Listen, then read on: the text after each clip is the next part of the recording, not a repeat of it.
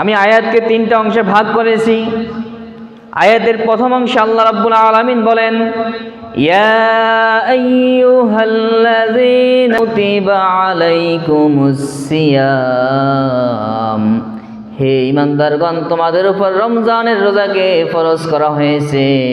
আল্লাহ অন্য আয়াতে আবার এই আয়াতকে গুরুত্ব দিয়ে বললেন, ফামান শাহিদা মিনকুমুশ শাহরা, অতএব তোমাদের মধ্যে যে ব্যক্তি রমজান মাসে উপনীত হবে, ফালিয়াসুমহু, আমরের সিগা আল আমরু লিল উজুব, ফামান শাহিদা মিনকুমুশ শাহরা, অতএব তোমাদের মধ্যে যেই ব্যক্তি রমজান মাসে উপনীত হবে, ফালিয়াসুমহু, সে যেন রোজা রাখে।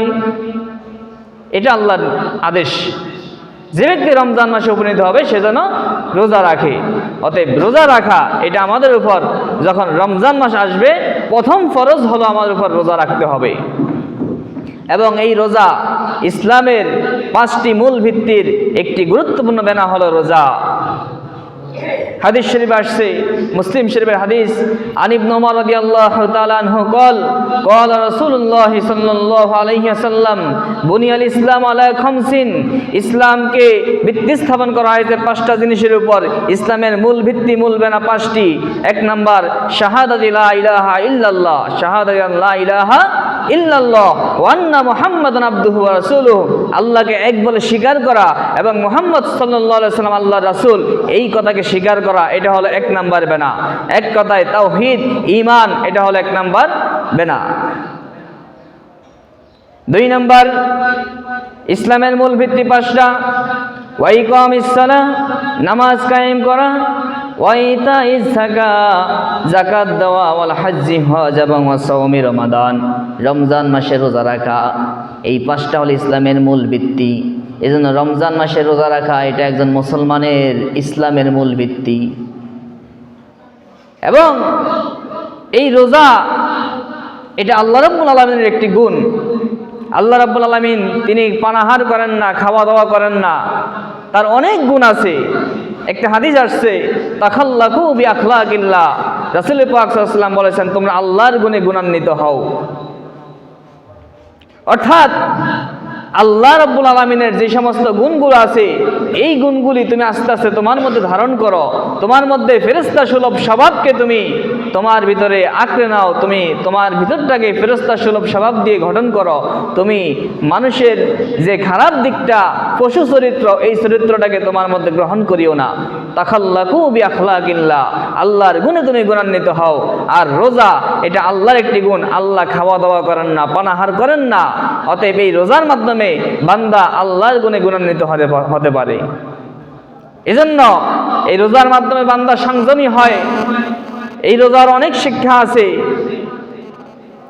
এর মধ্যে সবচেয়ে বড় শিক্ষা, বান্দা না খেয়ে থেকে সে যখন পানাহার করে না, স্ত্রীর সহবাস থেকে বিরত থাকে, তার জন্য যেই কাজগুলো রোজার বাহিরে জায়েজ ছিল, হালাল ছিল, সেই কাজগুলো থেকে বেঁচে থেকে নিজেকে দমন করে, নিজেকে বাঁচিয়ে রেখে সে নিজেকে সংযমী করে তোলে, ধৈর্যশীল করে তোলে এবং অন্যান্য বিধানগুলো পালন করার ক্ষেত্রে নিজেকে সে একনিষ্ঠ করে তুলতে পারে। এজন্য সম্মানিত হাজরিন, এই রমজানের রোজা একটি অন্যতম বিধান। এটি আমাদের সবাইকে খেয়াল রাখতে হবে যেন আমাদের কোনোভাবে যেন কোনো একটা রোজা ছুটে না যায়, এবং আমাদের সন্তানদের, আমাদের পরিবারস্থ, আমাদের বাড়ির, আমাদের এলাকার কারো যেন কোনো একটা রোজা ছুটে না যায়, এবং কেউ যেন রোজাকে অবহেলা না করে। এটা শরীয়তের একটা শিয়ার। অতএব এই রোজাকে পালন করা এটা ইসলামের শিয়ারকে রক্ষা করা। কোনো ব্যক্তি প্রকাশ্যে যদি রোজা ভাঙ্গে, প্রকাশ্যে যদি সে দিনের বেলায় পানাহার করে, তাহলে সে ইসলামকে অপমান করল। এজন্য এরকম কোনো সুযোগ কাউকে দেওয়া যাবে না। এজন্য সম্মানিত হাজরিন, এই রোজার ফজিলত রয়েছে, অনেক অনেক ফজিলত রয়েছে। হাদিস শরীফ অসংখ্য হাদিস আছে রোজার ফজিলত সম্পর্কে। এই ফজিলতগুলো বলে শেষ করা যাবে না, যতটুকু সম্ভব হয় বলবো।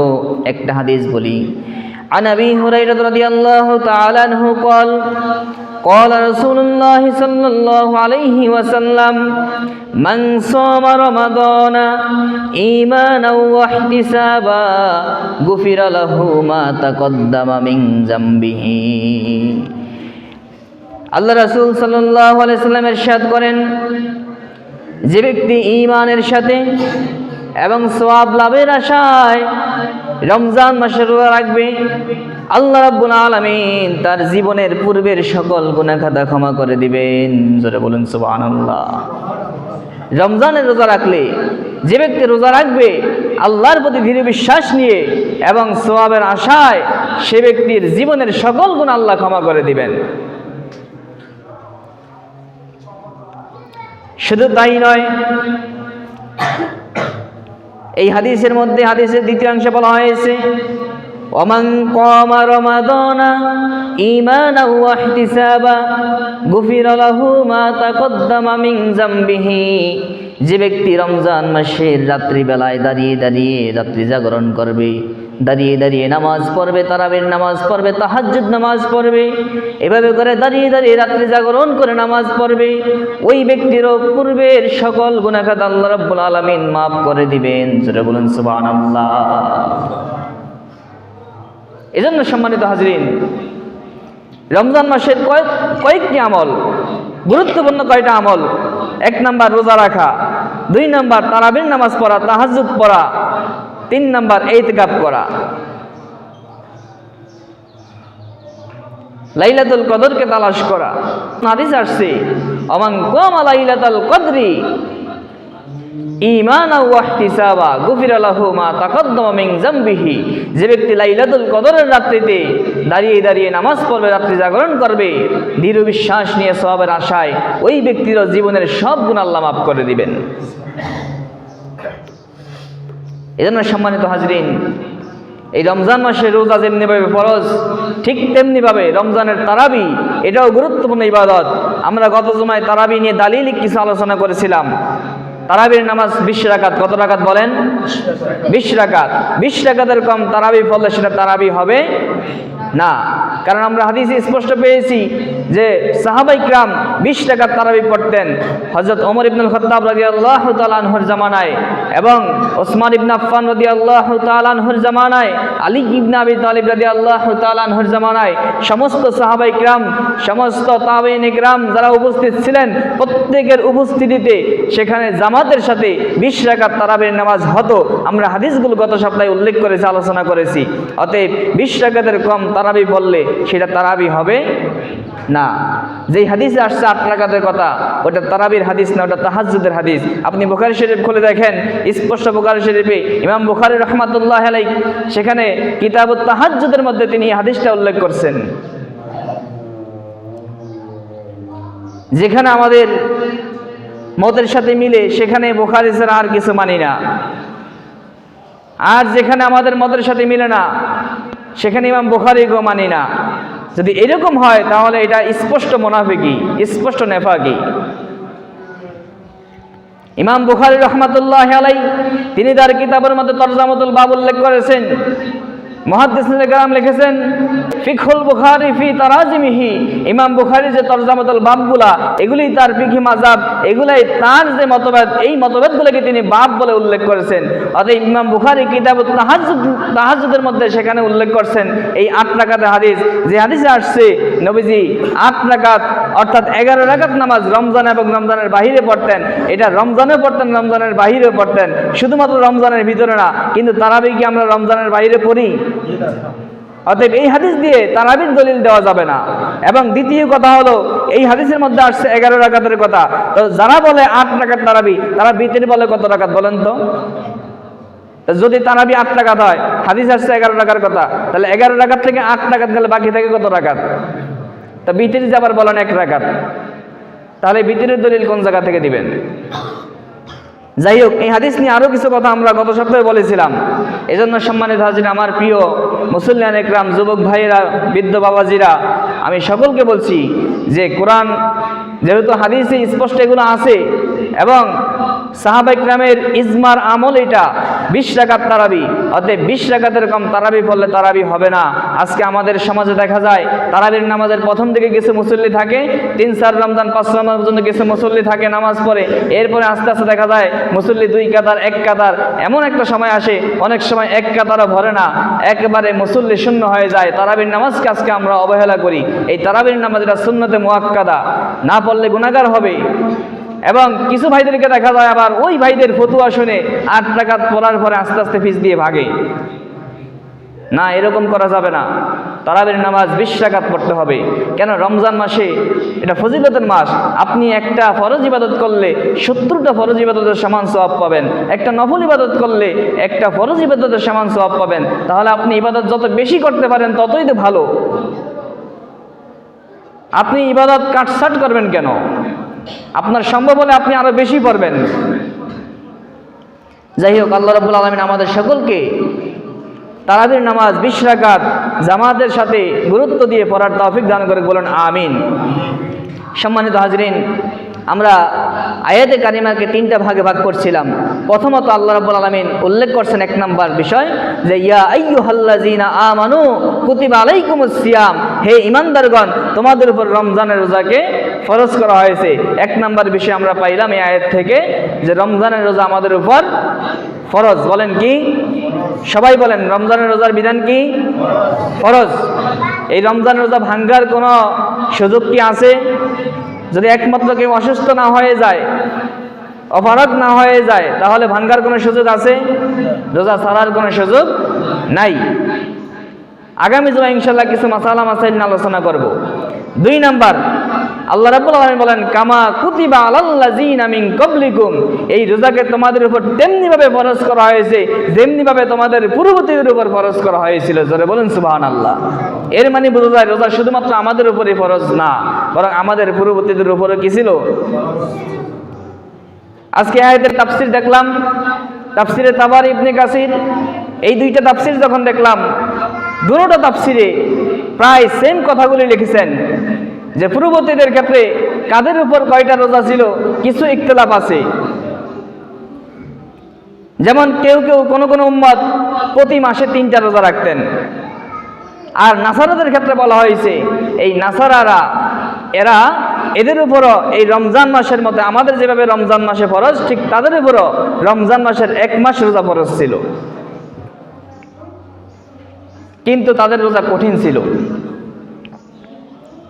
তাদের রোজা কিরকম ছিল?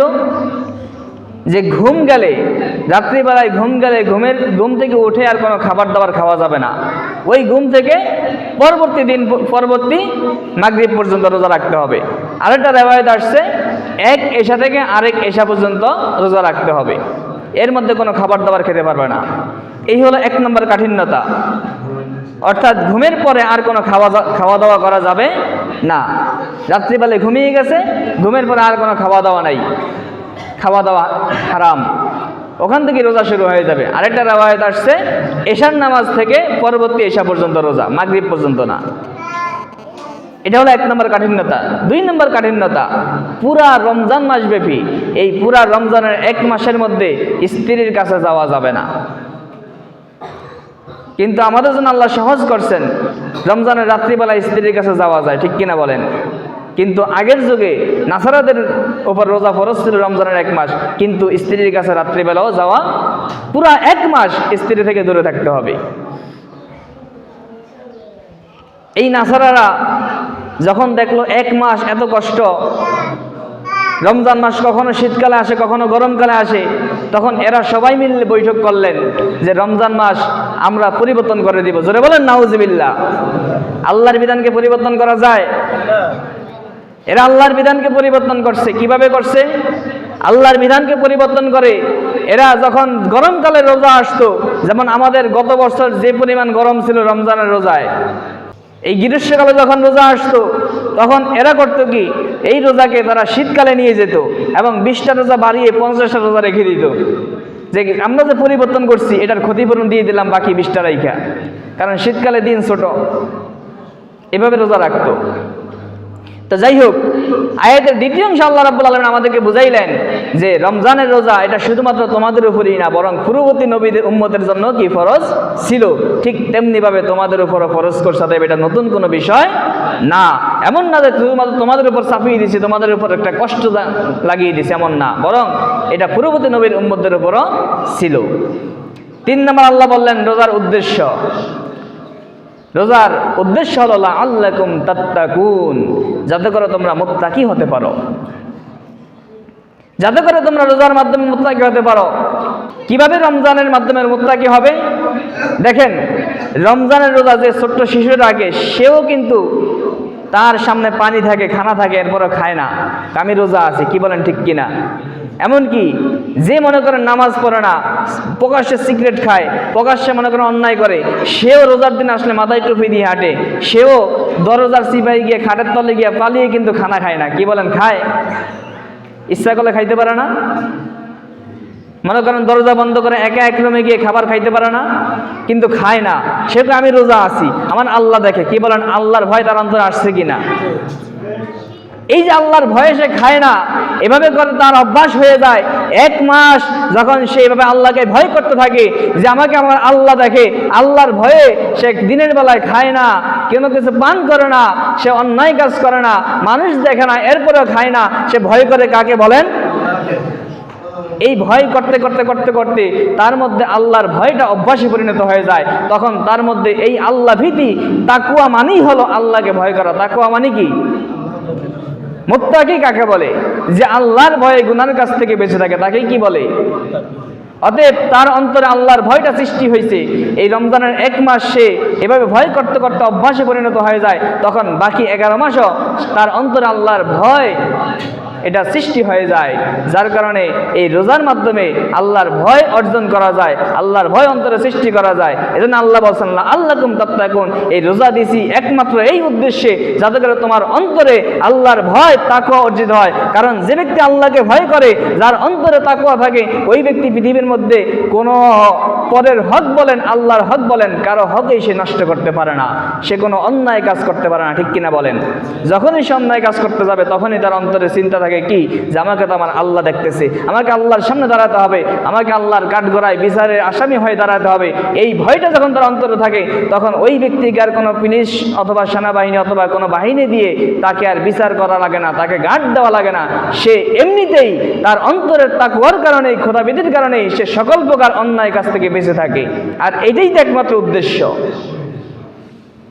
এজন্য রোজার প্রধান উদ্দেশ্য, একমাত্র উদ্দেশ্য হলো তাকওয়া অর্জন করা, খোদাবিদ অর্জন করা।